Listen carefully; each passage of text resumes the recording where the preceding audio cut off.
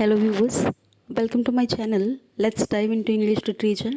My name is Vaishali Rathod and today we will solve Gujarat SET 2024 paper 2 English literature. Okay, so we are already done with 70 questions. Today we will solve remaining 30 questions. Okay, so let's begin. So we have first question on our screen. According to Plato, literature is A. reflection of ideal world, B. twice removed from reality, C. a means of attaining truth, and D. a rational discourse. So, what Plato has said about literature. So, according to Plato, literature is this one. Option number B, twice removed from reality. We all know that Plato has written a book called The Republic, and in that book, he has discussed what he felt about literature. Okay, he believes that whatever we have in literature is twice removed because it is copy according to him. And some of the examples that he has given, like of table, of chair, okay, that have everything in this world is just a copy, because ideal world is something that is made by God. Okay, just like how first painting was made, okay, how first poetry was written, that ideal thing, they exist somewhere, not in this world, somewhere beyond this. Suppose if I'll give you an example of it, like how first bed was made. So Plato has said that that ideal bed was already exist somewhere in nature. Okay, that is made by God. Now when a painter has seen that bed and has painted it in his painting, okay, now this poet, he has seen that bed, okay, and he has mentioned it in his poetry. So first idea was copied, okay, in painting, and then it is copied in poetry. That is what Plato has discussed. Just like if a carpenter is making a chair, so he would have definitely there is one ideal chair, okay, that exists in nature, made by God, and that carpenter has seen that chair somewhere. He has taken the idea of how does it looks, and then he has copied that idea, made this chair. Okay, now poet has seen that chair made by this carpenter and has taken idea of chair and mention it in his or her poetries. Okay, so that is what he said, that that's why he said that poet should be banned from ideal republic, because they do not talk about fact. They always uh, talk about something that is removed from the reality. Okay, we'll go by the next question. Question number 72. In Aristotle's Poetics, which among the following is considered to be the soul of tragedy? So, we know that Aristotle has written a work called Poetics. Okay, that he has written. Now, in this work, he has discussed which are the important things that must be there in tragedy. If a person wants to write a good tragedy, okay, so option A, plot, B, character, C, diction, and D, spectacle. So the correct answer is plot, because character, he said it like character holds the second position, because he said like that tragedy is possible without character but not without plot. Now what is plot? So basically plot is a systematic arrangement of incident, okay, just like we said that story. So story is arrangement of incident, but how to arrange it systematically, that will be there in plot. It just not shows how things has happened, कि पहले क्या हुआ, बाद में क्या हुआ, but it will also shows the impact of first incident on second one, okay. uh, there is a very famous example of it that I have read when I was there in my BA. It's like uh, a king dies and queen dies, okay, that is story. But a king died and a queen died in grief, that is what plot is all about, okay. So the correct answer that Aristotle has said that soul of tragedy is plot. Tragedy is not possible without plot, okay. We'll go by the next question. Question number 73. Horace's principle of dulce et utile emphasizes the poetry should. So, according to Horace, what should be there in poetry? So, now see this phrase dulce et utile. So, I'll change this color. Okay. Now, what does it mean? Dulce. Dulce is basically sweet. Okay, dulce is sweet. So sweet that he defined as a it should delight the readers, okay. That should be a quality of a good poetry, कि उसको पढ़ के अच्छा लगे, okay. Okay, and this utile, that he said that it should be useful. Utile means useful, that not only it just gives something called pleasure to the readers, but also it should teach something, okay, to the reader. So sweet and this is useful. So this phrase mean as a sweet and useful, okay. It's describe the ideal balance between pleasure and utility in literature, okay. So here the correct answer that we have is this one: entertain and instruct simultaneously, okay. दोनों qualities होनी चाहिए कि वो entertain भी करे जो पढ़ रहा है उसको, रीडर को, और उसको कुछ इंस्ट्रक्ट भी करे कि ये अच्छा है, ये बुरा है, ये करना चाहिए. दोनों क्वालिटीज़ होनी चाहिए according to Horace, okay. Will go by the next question. Question number 74. Now, who answered Thomas Campion's attack on rhyme in a defense of rhyme? So, this writer Thomas Campion here, okay, he has written a work called The Observation. I'll write here the observations in the art of English poesy, okay, in which year? In 1603, okay. So this author Samuel Daniel, he has answered what this Campion has discussed. So Daniel, the major aim of Daniel was to protect the validity, okay, and unequivocal utility of rhyme against the arguments of Thomas Campion, okay. So here B is the correct answer. We'll go by the next question. Question number 75.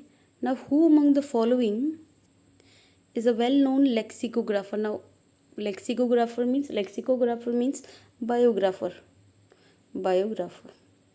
Okay, so we'll see the answers. Okay, so the correct answer, we know that a well-known lexicographer is Samuel Johnson.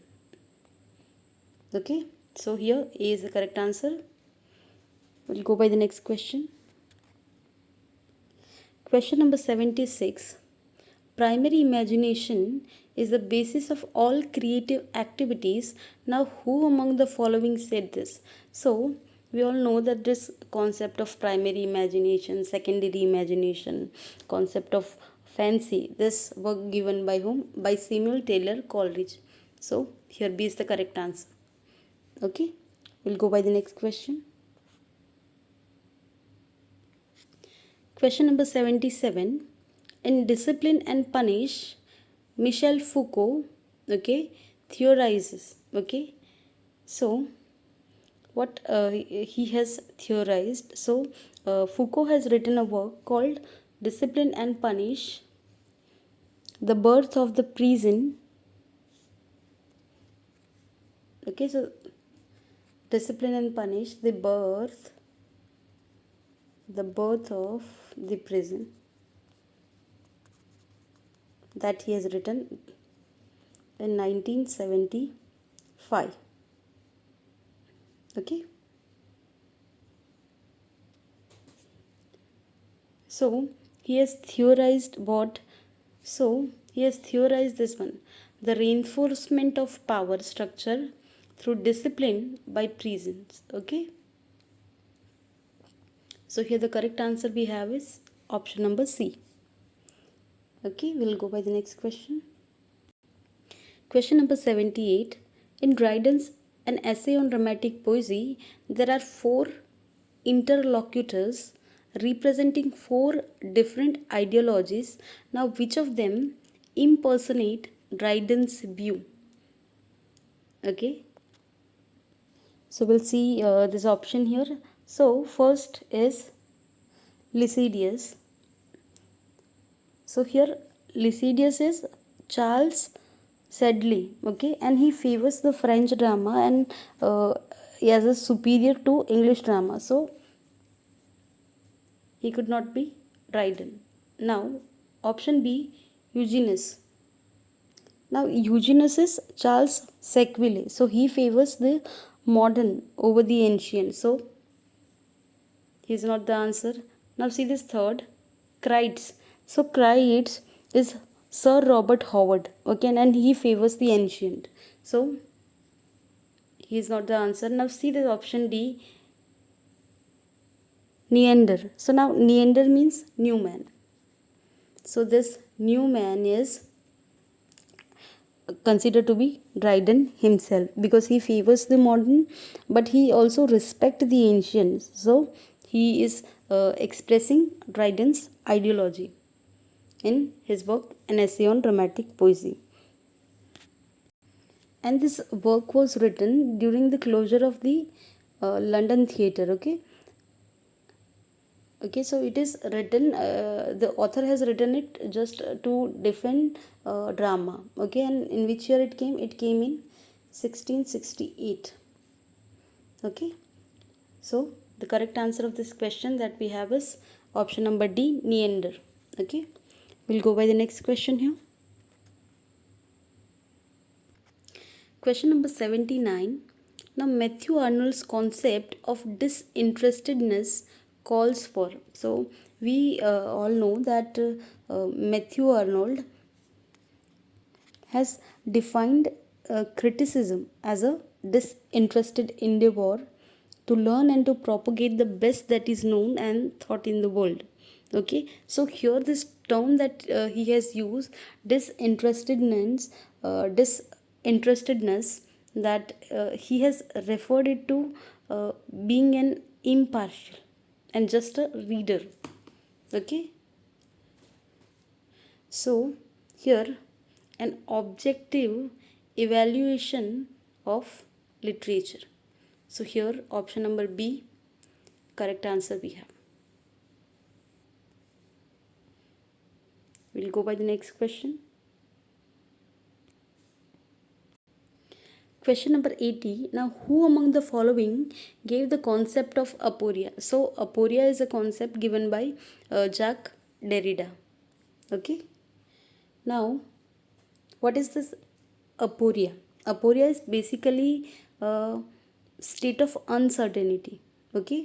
Just like a blind spot. Like एक example दो aporia का, just like Hamlet is Shakespeare has written a tragedy called Hamlet. Okay. And in that work, there was a soliloquy where Hamlet was in a confused state कि जब Hamlet कह रहा होता है like to be or not to be, that is the question. Okay. And so that is the confused state. Just like Hamlet asked this question like, is committing suicide best of an action? Okay. So where a confused state was shown, that is what aporia is all about. Okay. We'll go by the next question. Question number 81. Now, who was the author of the well wrote on? Okay. The well wrote on. Okay. Studies in the structure of poetry. In which year it came? It came in 1947. Okay. So this work is a collection of essay written by Clint Brooks. So here Clint Brooks, option C, correct answer. Okay. We'll go by the next question. Question number 82. Now, who introduced the theory of dismodernism in disability studies? Okay. So first, what is this dismodernism? So dismodernism, it basically embraces the difference as the common factor for all person. Okay. कि हम सब अलग है. So वो क्या करता है, उस अलगता को it accepts. Okay. So now this dismodernism in disability study में who has introduced it? Okay. So it was introduced by Leonard J. Davis. So here option number A, correct answer that we have. Okay. We'll go by the next question. Question number 83. The only way to get rid of temptation is to yield, to resist it, and your soul grows sick with the longing for the things unlawful. Now, who stated this? So, this is a very famous quote. Is there in which work? In The Picture of Dorian Gray. The picture of Dorian Gray. Dorian Gray. Okay. 1890. Written by whom? Oscar Wilde. Okay, so here the correct answer that we have is Oscar Wilde. So we know that Oscar Wilde, he is a homosexual person. Okay, so he has suffered a lot because of certain laws that were laid on him. Okay, certain things that were not allowed in this society to do. But वो क्या कहते हैं कि जितना आप रोकोगे ऐसी चीज़ों को, मना करोगे, वो नेचुरली ह्यूमन की साइकी ऐसी होती है कि वो और उसका मन करेगा वो जो लॉ के अगेंस्ट जाके. Okay. So just like he said, like more you suppress, more that desire will be there in that person, that he or she cannot control it. Okay. We'll go by the next question. Question number 84. Now, which term in Sanskrit means embellishment? Okay, so this embellishment means alankar. So here D is the correct answer. Okay, we'll go by the next. Question number 85. The term competence and performance are associated with the theories of.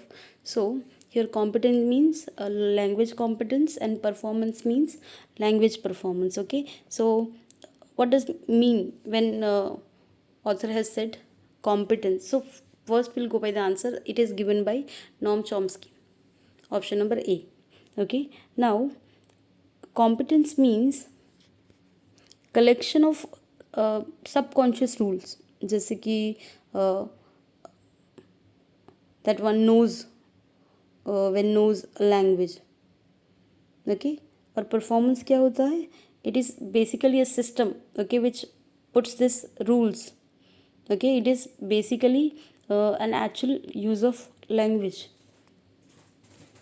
कि जब भी हम कोई language सीखते हैं तो कुछ rules होते हैं जो अनकॉन्शियसली हमारे ब्रेन में सेव हो जाते हैं. ओके, सो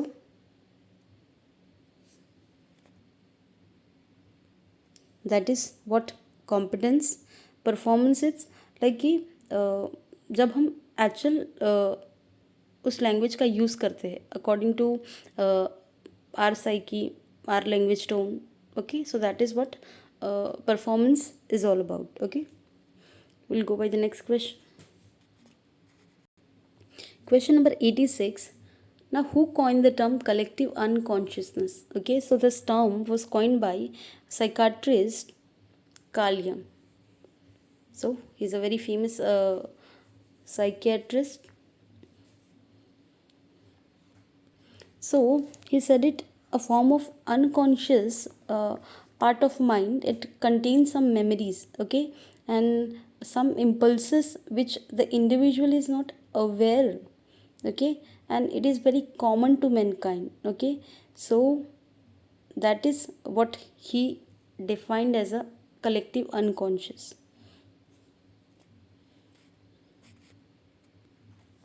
कि हम लाइफ जी रहे हैं, कुछ हमारे साथ हो रहा है, कुछ तो बहुत सारे ऐसे थिंग्स बातें होती है, ओके, जो हमारे माइंड में अनकॉन्शियसली हम चाहते भी नहीं है कि वो स्टोर हो, बट इन सम फॉर्म वो कहीं स्टोर हो जाती है. Okay, so that is what Carl Jung has said it as a collective unconscious. और ही सेड इट लाइक कि वो सबके साथ होता है, कि बहुत सारी इंसिडेंट, बहुत सारी बातें, बहुत सारी मेमोरीज, ओके, वो ऑटोमेटिकली हमारे ब्रेन में कहीं स्टोर हो जाती है. जस्ट लाइक हम कोई एग्ज़ाम देने जाए, ओके, हमने वो पूरा क्वेश्चन देखा भी नहीं, सपोज कि ऐसे ही बहुत दिन पहले, अ वीक बिफोर हमने कुछ पढ़ रहे थे, ओके, हमने वो जस्ट क्वेश्चन पे नज़र मार ली. Okay, when we will be there in the exam, हमें वो याद आ जाएगा. तो सो वी थॉट लाइक कि वो स्टोर नहीं हुआ है, बट वो कहीं ना कहीं स्टोर हुआ होता है. Okay, will go by the next question. Just like किसी चीज़ का इम्पैक्ट, किसी इंसिडेंट का इम्पैक्ट, कोई मेमोरी का impact, okay, that will be there somewhere, stored somewhere in our mind. Okay, we'll go by the next question. Question number 87. Now, what did I. Richards mean by synthesis? So, according to him, it is A, option number A, the peculiar organization of our impulses in a manner that harmonizes them. That is what synthesis, basically in simple term, it is mixing of senses. Okay, mixing of senses. Just like मैं एक नाम बोलूँ, like Alex. मैंने Alex बोला, now मैं जैसे ही मैंने Alex बोला, आपके माइंड में एक कलर आया, pink. Okay, so that is what कि जैसे कि when you experience one of your senses through another, that is what synthesis is all about. Okay,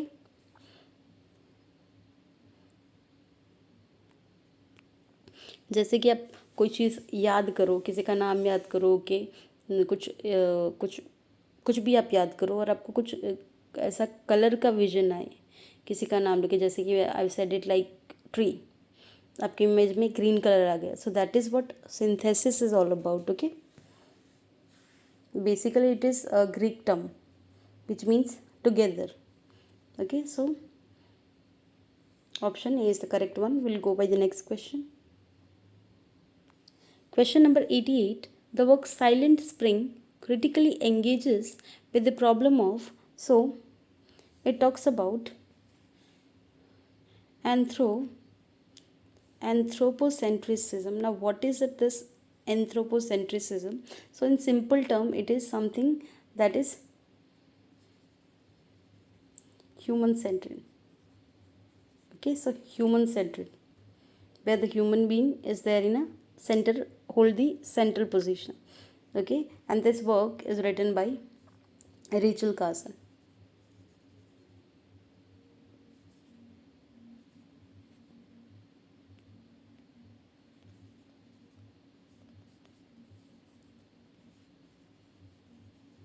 Rachel Carson has written it, in which year? In 1962 it came.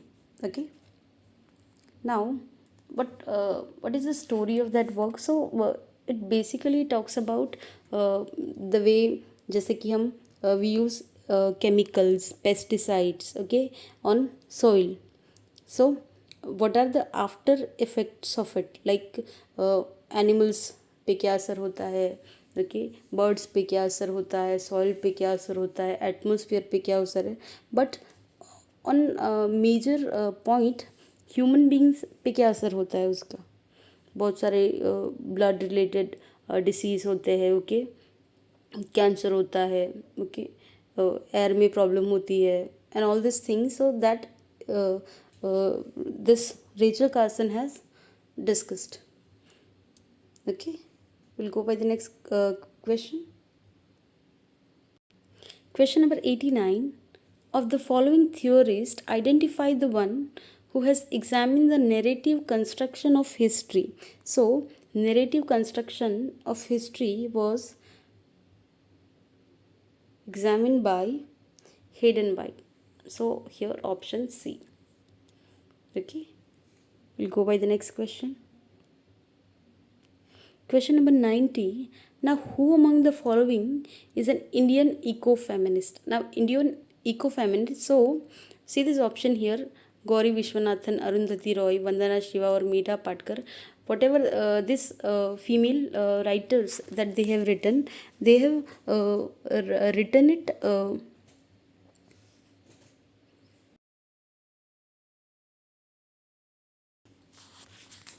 all about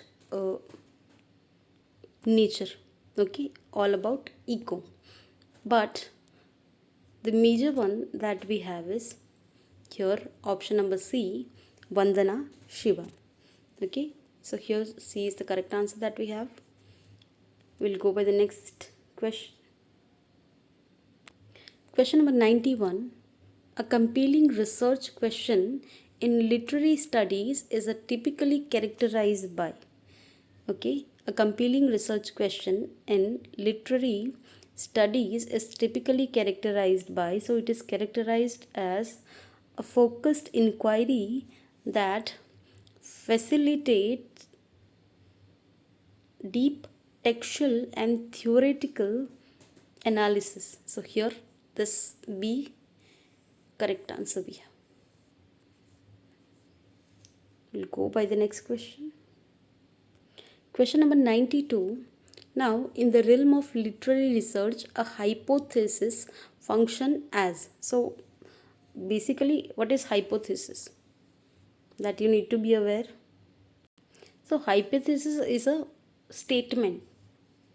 So, here we'll go by option number D, a provisional statement subject to a critical scrutiny and analysis.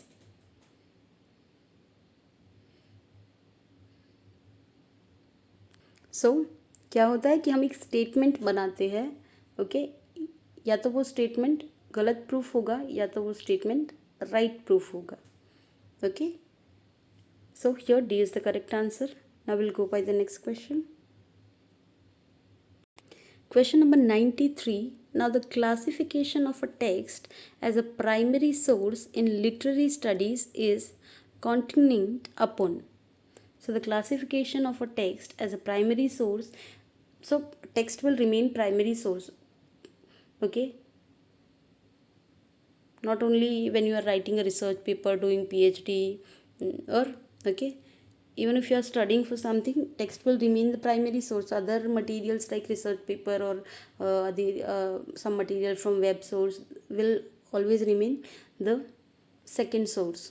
So here the correct answer we have is option number A, it's originality as the subject of analysis, क्योंकि उसमें जो authentic और original information मिलेगी वो कहीं और आपको नहीं मिलेगी, वो ना नेट पे मिलेगी ना रिसर्च पेपर में मिलेगी, क्योंकि बेसिकली रिसर्च पेपर क्या है, किसी और का आइडिया ही है, देखिए। बट ऑथेंटिक जब आप उस कोई भी टेक्स्ट को पढ़ोगे, so you will develop your own idea, your own view point. So here is the correct answer. Now will go by the next question. Question number 94. Now textual analysis in literary, okay, let me clear this. Textual analysis in literary research most frequently involves, okay, so it involves, now see this question, textual analysis, okay, अगर आप कर रहे हो textual analysis in literary research, so वो क्या involve करेगा? Obviously it will involve, ये तो नहीं होगा, this will not be there, this will be not there, close reading and interpretation of language, themes and structure. So here B is the correct answer. We'll go by the next question. Question number 95. Comparative research in literary studies typically. So this comparative research in literary studies typically, so it basically it examines the text across the different literary traditions, period or authors. So here this C is the correct answer. जब आप comparative research करोगे, so how will you compare करोगे क्या? सो आप अलग अलग view point से text को पढ़ोगे. Just like suppose if I am reading Shakespeare, तो कैसे पढ़ूंगी? आई विल इधर I can apply orientalism on it, post colonialism on it, or some read it through some ancient terms given by some author. okay, different view point से पढ़ेंगे ना, different period के हिसाब से पढ़ेंगे.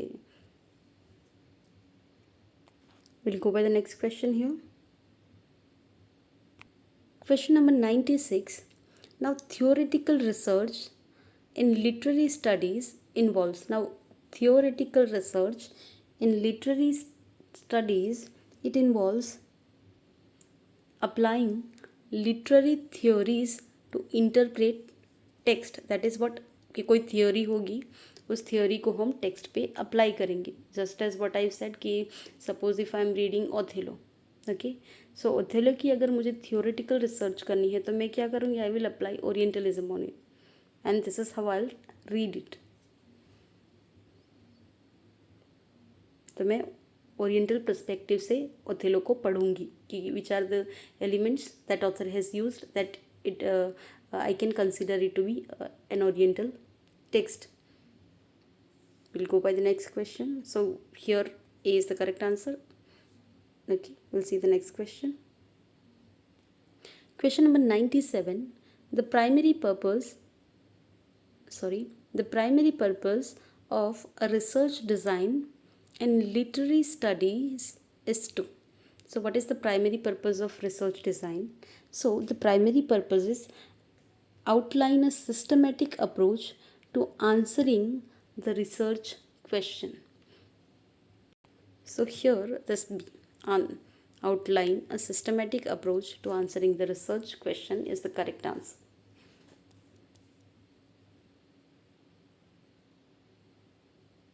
So research design is very important one, कि आप कोई एक प्रॉपर डिज़ाइन बनाओ कि आप कैसे रिसर्च करोगे.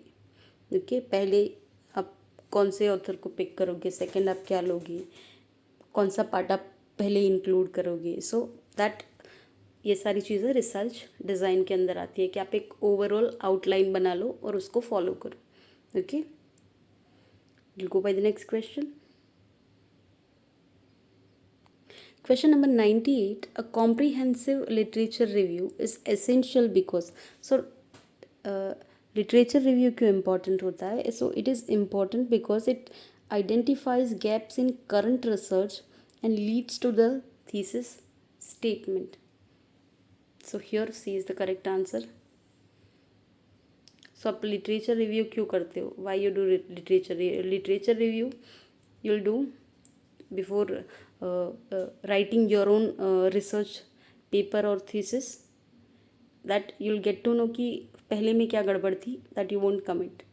Okay, और कैसे पहले ने बनाया था, that you'll add something new in it.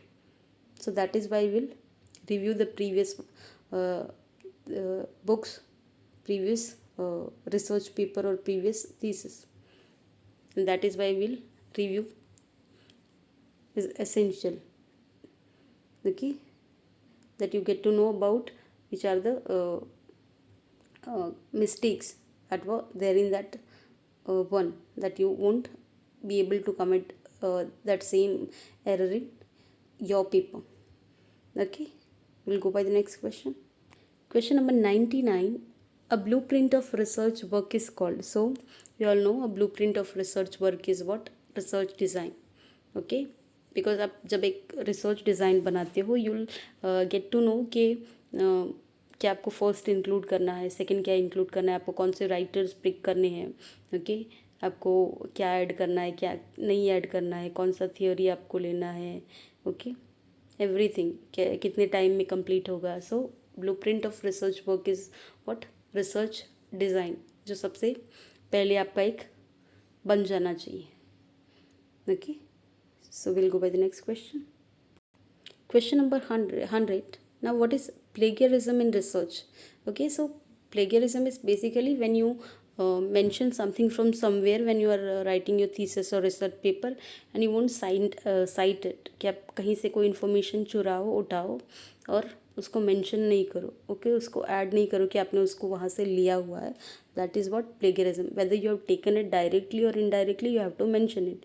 कि आपने जैसे कि हम कुछ लोग ऐसे मेंशन करते हैं अपना थीसिस या रिसर्च पेपर लिखते कि कुछ वर्ड्स को बदल देते हैं.